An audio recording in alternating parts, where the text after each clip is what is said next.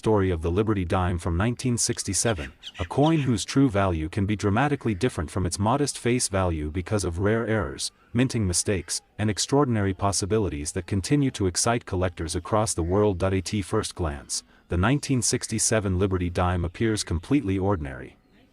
It is small, silver-colored, lightweight, and familiar. For decades, these dimes have been spent on everyday purchases, tossed into cash registers, saved in jars, and forgotten in drawers. Most people see only 10 cents when they look at this coin.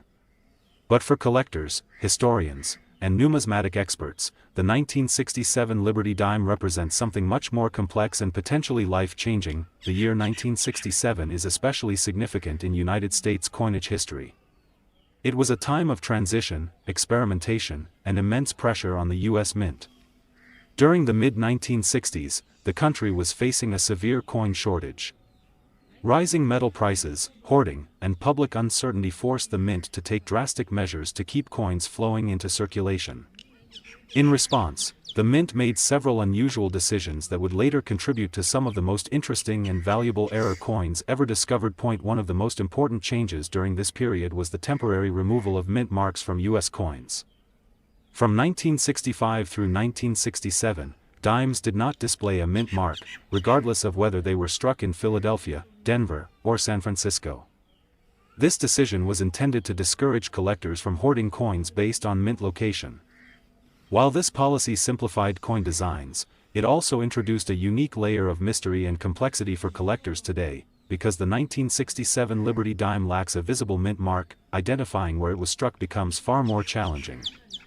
This absence itself creates fascinating possibilities when combined with errors.